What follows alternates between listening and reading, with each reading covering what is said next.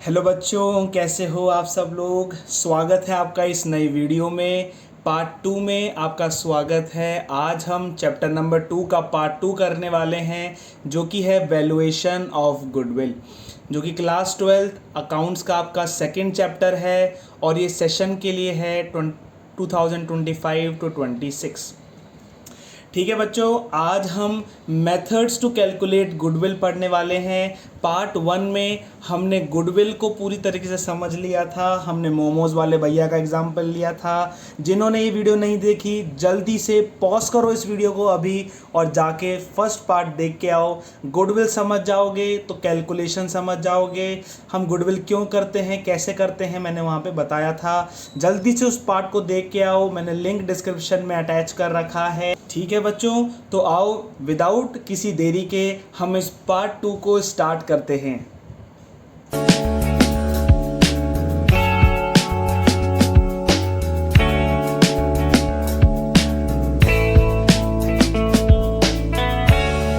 तो बच्चों, आज इस पार्ट 2 में हम पढ़ने वाले हैं कि हम गुडविल को कैसे कैलकुलेट करें। पिछले पार्ट्स में हमने पढ़ा था कि गुडविल क्या होती है, उसकी क्लासिफिकेशन क्या होती है, उसका नेचर, उसका, ठीक है ना, क्लासिफिकेशन, फैक्टर्स अफेक्टिंग गुडविल, क्यों गुडविल को कैलकुलेट करते हैं। आज इस वीडियो में हम पढ़ने वाले हैं कि हम गुडविल को कैसे कैलकुलेट कर सकते हैं, उसके मेथड्स क्या हैं। मैं आपको बताता हूँ, ये वीडियो बहुत ज़्यादा इम्पॉर्टेंट होने वाला है बच्चों, क्योंकि ये वीडियो आपके आगे चेंज इन पीएसआर चैप्टर में काम आने वाला है, आपके एडमिशन में काम आने वाला है,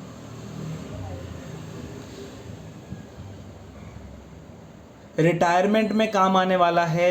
इन तीनों चैप्टर के अंदर ये चैप्टर बहुत ज़्यादा एक इम्पॉर्टेंस को क्रिएट करेगा। अगर आपको मेथड्स आते होंगे तो कोई सा भी गुडविल का क्वेश्चन आप जल्दी से कर सकते हो। ठीक है बच्चों, मेथड्स टू कैलकुलेट गुडविल। देखो, टोटल 4 मेथड्स हैं जिससे हम गुडविल को कैलकुलेट कर सकते हैं। नाम आपको इनके भारी भारी हो सकता है, भारी भारी लग रहे हों, लेकिन ये भारी भारी कुछ भी नहीं है। जब आप इनको पढ़ोगे बहुत ईजी लगेंगे और मात्र 4 पार्ट्स में हम इन पूरी वीडियो को कवर कर लेंगे, सारे, है ना, हर तरीके के क्वेश्चंस को कवर कर लेंगे और हर तरीके के कॉन्सेप्ट को कवर कर लेंगे। सबसे पहला जो मेथड है वो है एवरेज प्रॉफिट मेथड। ठीक है, और आज इस वीडियो में हम सिर्फ ये पढ़ने वाले हैं। ठीक है, मैं आपको इसके क्वेश्चंस कराऊंगा, इसको पूरी तरीके से आपको समझा दूंगा। दूसरा मेथड है वेटेड एवरेज प्रॉफिट मेथड। ये बहुत ही इजी मेथड है। सुपर प्रॉफिट मेथड, नाम इसका बड़ा है लेकिन बहुत इजी मेथड है ये भी। कैपिटलाइजेशन मेथड, ये 4th मेथड है और इसके अंदर 2 मेथड्स हैं, यानी capitalization of average profit and capitalization of super profit. अभी हो सकता है बच्चों आपको ये भारी भारी नाम लग रहे हों, इन नाम से डर भी लग रहा हो, लेकिन ये जो मेथड्स हैं कैलकुलेशन के, ये बहुत इजी होने वाले हैं। ठीक है बच्चों, मैं आपको हर एक मेथड समझाऊंगा। सुनना बात को, मैं आपको हर एक मेथड समझाऊंगा और प्लस मैं आपको बोलूँगा कि जब आप उस मेथड को लगाओगे ना, तब आपको क्या क्या चीज़ ध्यान देनी है, प्रिकॉशंस बताऊंगा। ठीक है, और जो मैं कॉन्सेप्ट आपको समझा रहा हूँ ना मेथड्स का, कैसे उसको अप्लाई करना है, उसको कॉन्सेप्ट को देखो सबसे पहले। क्वेश्चंस तो आपके पास बेशुमार पड़े हैं, बहुत सारी जगह से आपको क्वेश्चंस मिल जाएंगे। ठीक है, मैं क्वेश्चंस भी कराऊंगा लेकिन मैं कॉन्सेप्ट पे सबसे ज़्यादा ध्यान दूंगा। ठीक है, देखो, अगर कॉन्सेप्ट अच्छा होगा तो क्लैरिटी आएगी ना आपके अंदर। क्लैरिटी आएगी तो क्या होगा, आपका कॉन्फिडेंस बढ़ेगा, जिससे आप, है ना, क्वेश्चंस को सॉल्व कर पाओ। और यही हमारे चैनल की टैगलाइन है कि हम कॉन्सेप्ट आपको सिखाएंगे, क्लैरिटी आपको आ जाएगी और कॉन्फिडेंस आपका बिल्ड होगा, तो क्वेश्चंस कैसे सॉल्व नहीं होगा मुझे बताओ, क्वेश्चन तो आराम से सॉल्व होगा बच्चों। ठीक है, तो आओ हम स्टार्ट करते हैं एवरेज प्रॉफिट मेथड को। एवरेज प्रॉफिट मेथड को हम स्टार्ट कर लेते हैं। ठीक है, अब देखो इस मेथड से क्या पता चलता है, एवरेज प्रॉफिट यानी कि कुछ प्रॉफिट्स होंगे, उसको हमको एवरेज करना है, यही तो पता चल रहा है ना। एवरेज प्रॉफिट यानी कुछ प्रॉफिट्स होंगे, मान लो ये पिछले साल का, ये पिछले से पिछले साल का, ये पिछले साल का और ये करंट ईयर का, कुछ प्रॉफिट्स हैं जिनको हमको एवरेज करना है। एवरेज हम ऐसे तो करते हैं, जैसे मान लो 1000 प्लस 2000 और प्लस 3000। अब बताओ एवरेज करना है, क्या करना है, 3 कर दो, क्या आएगा आंसर, 6000 डिवाइडेड बाय 3, तो एवरेज क्या होगा, 2000।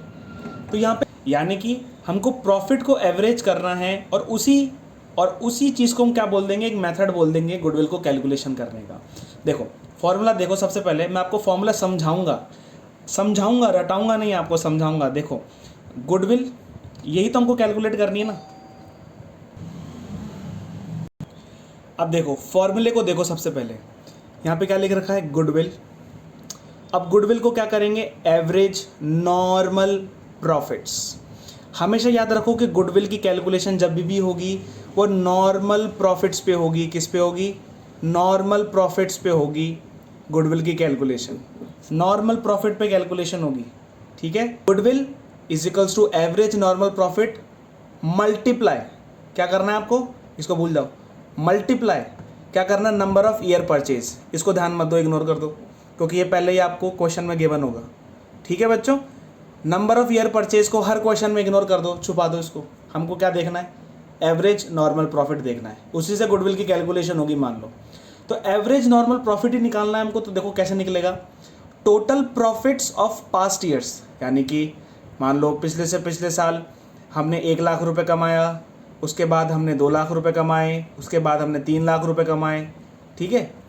और उसको डिवाइड कर दो नंबर ऑफ ईयर्स, तो क्या आंसर आएगा, ऊपर आया ना हमारा 2 लाख रुपए प्रॉफिट हमने हर साल कमाया। यानी हम इसमें एस्टिमेट लगाते हैं कि यार ठीक है, जितने भी साल की कमाई है ना, ये बताओ कि एवरेज क्या है, एवरेज कितना कमाया ये बताओ, और उस पर हम कैलकुलेशन करेंगे। एवरेज बता दो, आपने एवरेज कितना कमाया ना वो बता दो, उस पर हम कैलकुलेशन करेंगे, ठीक है। अब देखो ये तो है फॉर्मूला, ये पूरा फॉर्मूला है, इसको आप याद कर लो। लेकिन एक मेरी बात याद कर लोगे तो हमेशा ये फॉर्मूला अच्छा लगेगा। कभी भी आपको क्वेश्चन में अब नॉर्मल इनकम, कभी भी आपको क्वेश्चन में अब नॉर्मल इनकम, यानी वैसी इनकम जो अधिकतर होती नहीं है हमको, लेकिन इस साल हो गई, ठीक है, वो इनकम हमको हर साल नहीं होती लेकिन इस साल हो गई। तो देखो एक साइन समझना ना इसके पीछे, अगर इनकम हो गई तो वो हमारे प्रॉफिट्स को क्या कर देगी, हमारे प्रॉफिट्स को क्या कर देगी, इंक्रीज कर देगी। नहीं समझ में आया, नहीं समझ में आया, चलो मैं समझाता हूँ। देखो क्या होता है, ये प्रॉफिट एंड लॉस अकाउंट है, ठीक है। यहाँ पे आप नेट प्रॉफिट लिखते हो, ठीक है। तो अगर इनकम हुई तो यहाँ पे लिखोगे ना, यहाँ लिखोगे तो जो नेट प्रॉफिट है यहाँ पे आता नेट प्रॉफिट, वो बढ़ जाएगा ना। अगर कुछ भी इनकम हुई तो आपका प्रॉफिट बढ़ेगा या नहीं बढ़ेगा, तो वो अगर प्रॉफिट बढ़ गया तो हम बोल रहे हैं कि नहीं, वैसी इनकम नहीं चाहिए हमको, वैसा प्रॉफिट नहीं चाहिए हमको। कौन सा प्रॉफिट चाहिए हमको, नॉर्मल प्रॉफिट चाहिए, तो उस इनकम को माइनस कर दो, साफ सी बात है, ठीक है। लॉजिक बता रहा हूँ मैं आपको। दूसरा देखो, अब नॉर्मल लॉस, अगर आपको कोई भी क्वेश्चन में दिख रखा है कि ये अब नॉर्मल लॉस है, आंख बंद करके उसमें प्लस कर दो। क्यों करना है ऐसा, मैं बताता हूँ।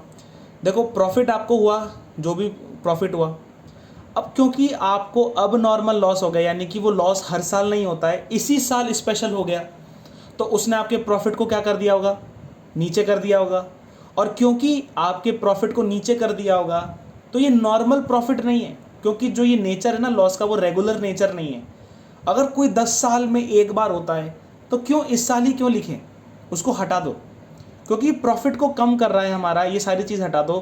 तो जैसे ही हम इसको हटा देंगे, मान लो आपने यहाँ पे जो एक्सपेंस था ना, एक्सपेंस यहाँ पे अब नॉर्मल लॉस भी लिख रखा है, तो उससे क्या हो रहा था, प्रॉफिट कम हो रहा था। तो अब उसको वापस ऐड कर दोगे, तो प्रॉफिट्स के अंदर उसको ऐड कर दोगे तो क्या होगा, नॉर्मल प्रॉफिट आ जाएगा। हमको हमेशा अकाउंटिंग जो गुडविल में करनी है वो नॉर्मल प्रॉफिट की करनी है, एक्स्ट्रा ऑर्डिनरी प्रॉफिट्स की अकाउंटिंग नहीं करनी है। ये बात गांठ बांध लो, समझ लो, ठीक है। अब इनकम फ्रॉम इन्वेस्टमेंट, इसको भी हमको माइनस कर देना है, ठीक है।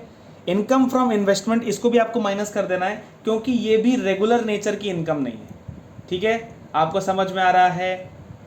देखो कोई सी भी सैलरी आपको गिवन हो, उसको या तो हर साल की अकाउंट्स में से माइनस कर दो, हर साल के प्रॉफिट में से माइनस कर दो, या तो एवरेज में से एक बार माइनस कर दो, एवरेज में से एक बार माइनस कर दो, ठीक है। आपको समझ में आ रहा है, मैं होप करता हूं आपको सारी बातें समझ में आ रही हैं, ठीक है। कोई सा भी मैनेजमेंट एक्सपेंस है, एवरेज प्रॉफिट में से एक बार माइनस कर दो, एवरेज प्रॉफिट में से एक बार माइनस करना है। देखो जल्दी से हम एक क्वेश्चन करते हैं ना, जल्दी से क्वेश्चन करते हैं, आपको समझ में आएगा। देखो क्वेश्चन आपका कहीं ना कहीं यहाँ पे आ गया होगा, ठीक है। देखो पढ़ो, उस क्वेश्चन को पढ़ो। और कभी भी आप गुडविल के क्वेश्चन सॉल्व करेंगे तो आप ऐसा पर्टिकुलर्स बना के चलेंगे, ठीक है, ऐसा पर्टिकुलर्स आप बना के चलेंगे। मैं अभी स्केल से नहीं बना रहा हूँ, लेकिन जब एग्ज़ाम में आप बैठोगे स्केल से बनाना, ठीक है, सब कुछ चीज़ नीट एंड क्लीन रखना, ठीक है। उसके भी नंबर होते हैं, कभी कभार जो एग्जामिनर होता है वो नंबर काट लेता है क्योंकि आपने क्लीननेस से काम नहीं किया होता है, ठीक है, वो याद रखना। चलो देखो, सबसे पहला क्वेश्चन आपकी स्क्रीन के ऊपर होगा। इसमें क्या लिख रखा है, कैलकुलेट गुडविल। इसमें क्या सबसे पहला पॉइंट क्या है, calculate goodwill of the firm on the basis of 3 years purchase, यानी कि उसने नंबर ऑफ ईयर्स परचेज तो दे ही दिया हमको, ठीक है। देखो अब गुडविल कैलकुलेट करने का क्या फॉर्मूला है, average normal profit multiply by number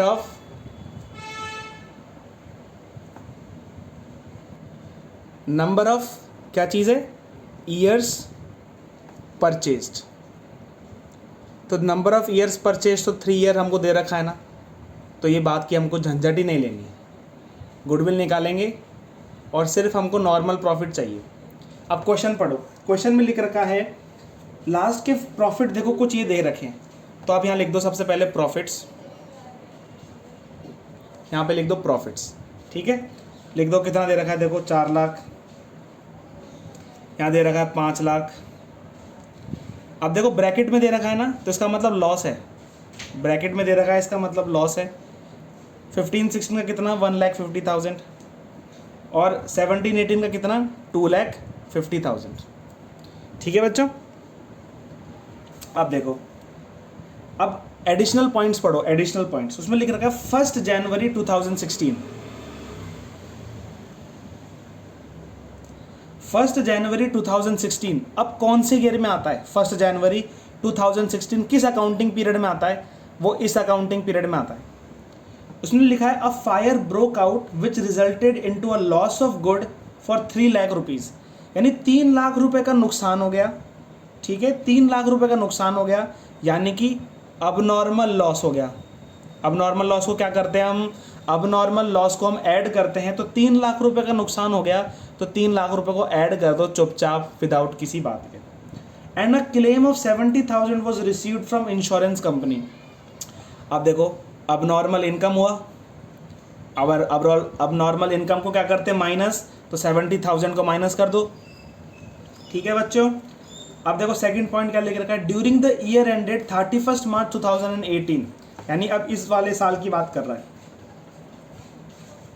अब कौन से ईयर की बात कर रहा है, 17-18। इसमें क्या लिख रखा है, during the year ended 2018 the firm received an unexpected tax refund of 80,000, यानी अब नॉर्मल इनकम हो गया, तो अब नॉर्मल इनकम को भी हमको क्या कर देना है, माइनस कर देना है। कितने थाउजेंड माइनस कर देना है बच्चों, ये है 80,000। अब कैलकुलेशन में तो आप माहिर हो, कैलकुलेट कर लो। देखो 4 लाख इधर लिख लो, कितना है 5 लाख इधर लिख लो, और देखो इसको आप टोटल करोगे तो आपका आंसर आएगा 1,70,000। इसको आप करोगे तो आपका आएगा 1,50,000, और इसको आप करोगे तो आंसर आएगा 1,70,000। अगर आप 4 लाख को जोड़ते हो, 5 लाख, इन सबको प्लस कर लेते हो ना, तब प्लस करने के बाद जो आपका अमाउंट आएगा वो आएगा 13,90,000।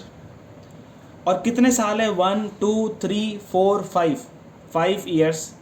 तो यानी कि आपका अमाउंट क्या आ जाता है, आपका अमाउंट आ जाता है 2,78,000। उसको मल्टीप्लाई करेंगे 3 से, तो आपकी गुडविल कितनी आ जाती है, 8,34,000 आपकी गुडविल आ जाती है। हमने कैलकुलेट कर ली गुडविल, ठीक है बच्चों, समझ में आया आपको। अगर समझ में नहीं आया तो चलो हम एक और क्वेश्चन करते हैं, क्वेश्चन नंबर 2 करते हैं, ठीक है। क्वेश्चन नंबर 2 आपके कहीं ना कहीं स्क्रीन पे होगा, आप देख लो उस क्वेश्चन को, ठीक है। हमको वापस से हमको वो बनानी है, ठीक है, हमको पर्टिकुलर्स बनाने हैं, हमको ईयर बनाने हैं,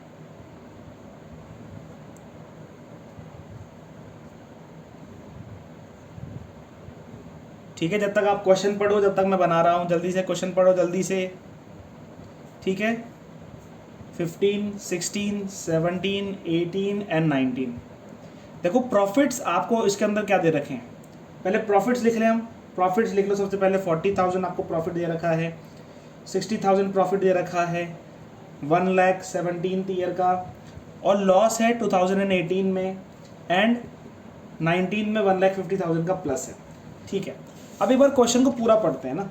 ए and B are partner share profits and loss equally, इस लाइन का कोई मतलब नहीं है।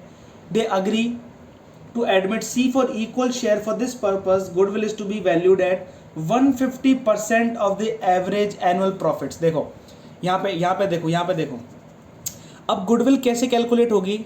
गुडविल कैलकुलेट होगी, जो एवरेज प्रॉफिट होगा ना, एवरेज नॉर्मल प्रॉफिट होगा, उसको हम 150% कर देंगे, 150% कर देंगे और गुडविल आ जाएगी। मैंने सारी वर्किंग यहाँ पे लिख ली है। ठीक है, अब देखो पॉइंट्स देखो जल्दी से। फर्स्ट पॉइंट क्या कहता है? ड्यूरिंग द ईयर एंडेड 31 मार्च 2016, यानी कि इस वाले ईयर की बात कर रहा है। ठीक है, an asset of original cost of 2 lakh which with book value of 1,50,000 was sold for 1,24,000। अब देखो क्या हुआ, ये बोलना चाहता है यहाँ पे, देखो 1,50,000 का एसेट था, ठीक है ना, और वो बिका 1,24,000 पे, यानी कि हमको क्या हुआ, 26,000 का लॉस हो गया। क्या हो गया? लॉस हो गया। तो ये अबनॉर्मल लॉस तो नहीं है? अबनॉर्मल लॉस है कि ये आपका अबनॉर्मल लॉस नहीं है। तो अगर अबनॉर्मल लॉस नहीं है, ठीक है, आपको 26,000 का क्या हुआ? नुकसान हो गया।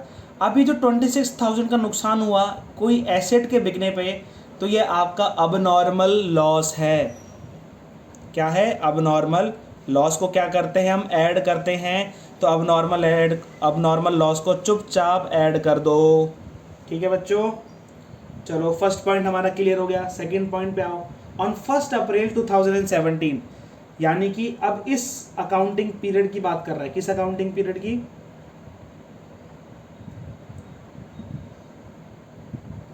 17-18, यानी कि इस अकाउंटिंग पीरियड की बात कर रहा है। उसने बोला कंप्यूटर कॉस्टिंग 1 लाख, यानी कि 2 कंप्यूटर की वैल्यू कितनी थी? 1 लाख। ठीक है, ये बात याद रखना। वह purchased and were wrongly debited to travelling expense account.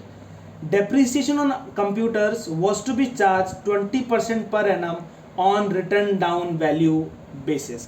अब देखो बात को सुनना, ये बोला है कि यार हमने इस समय एक कंप्यूटर खरीदा था, 2 कंप्यूटर खरीदे थे 1 लाख रुपए के, ठीक है, लेकिन गलती से मैं देखो वर्किंग यहाँ कर रहा हूँ, गलती से वो ट्रैवलिंग एक्सपेंस अकाउंट में क्या हो गए? ट्रैवलिंग एक्सपेंस अकाउंट में चल गए, यानी कि एक्सपेंस अकाउंट में चले गए। और अगर हमारे एक्सपेंस बढ़ रहे हैं, हमने एक्सपेंस बढ़ा दिया तो प्रॉफिट कम कर दिया होगा। अगर हमारे एक्सपेंस ज़्यादा हो गए तो प्रॉफिट कम हो गया होगा। और अगर प्रॉफिट कम हो गया होगा तो ये नॉर्मल प्रॉफिट नहीं है, ये नॉर्मल प्रॉफिट नहीं है। तो क्या हुआ होगा? ये भी अबनॉर्मल लॉस है, हमारे लिए अबनॉर्मल लॉस है। तो हमको उस समय के लिए उसको ऐड कर देना है प्रॉफिट्स में से, क्योंकि हमने प्रॉफिट को 1 लाख रुपए से डाउन कर दिया, फालतू में डाउन कर दिया। डाउन करने की ज़रूरत ही नहीं थी, तुमसे गलती हुई है तो प्रॉफिट क्यों डाउन करें? और प्रॉफिट डाउन करने पर गुडविल को क्यों हम डिस्टर्ब करें? ट्रैवलिंग एक्सपेंस अकाउंट में आपने गलती से कर दिया तो ठीक है, अब प्रॉफिट में वापस उसको 1 लाख रुपए को ऐड कर दो। तो मैंने वही तो किया है, 1 लाख रुपए को ऐड ही तो किया है। समझ में आया आपको? देखो क्या हुआ, हमको जो कंप्यूटर्स है ना वो एसेट अकाउंट में, एसेट्स में ऐड करने थे, लेकिन हमने एक्सपेंस को बढ़ा दिया। अब एक्सपेंस बढ़ते प्रॉफिट कम हो गया ना, और प्रॉफिट जैसे ही कम हुआ वो क्या हुआ? नॉर्मल प्रॉफिट नहीं रहा। तो ये 1 लाख रुपए हमारे लिए क्या हो गए? अब नॉर्मल लॉस हो गए।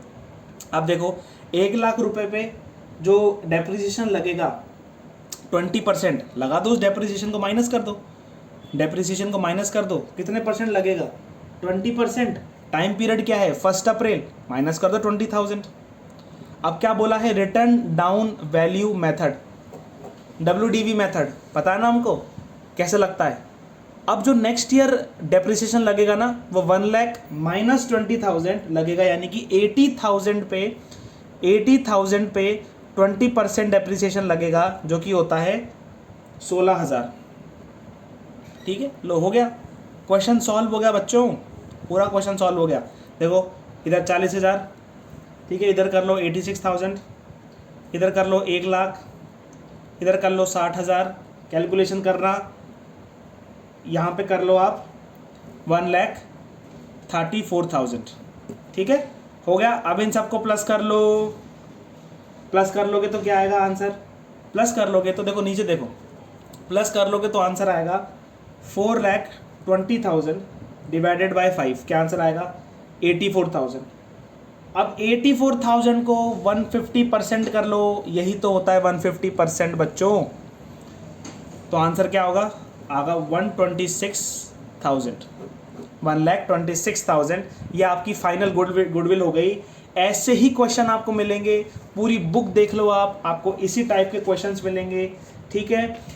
तो बच्चों मैं होप करता हूँ कि आपको समझ में आएगा। वीडियो थोड़ी सी लंबी हो गई, लेकिन इन क्वेश्चंस को करो, जो मैंने क्वेश्चंस कराए हैं आप उसको अपनी नोटबुक में लिखो, ठीक है। जो आपको समझ में नहीं आता है कमेंट करके पूछो कि सर हमको ये समझ में नहीं आ रहा है, मैं आपको नोट्स में, मैं आपको कमेंट सेक्शन में उसको बताऊँगा, समझाऊँगा, ठीक है। चैनल को आप सब्सक्राइब कर लो, जिससे जो पार्ट 3 आने वाला है उसको आप मिस ना करो, और साथ ही साथ आप पढ़ते हुए चलो, ठीक है बच्चों। कीप लर्निंग, देखते रहो, मिलते हैं पार्ट 3 में। टिल देन थैंक यू बच्चों।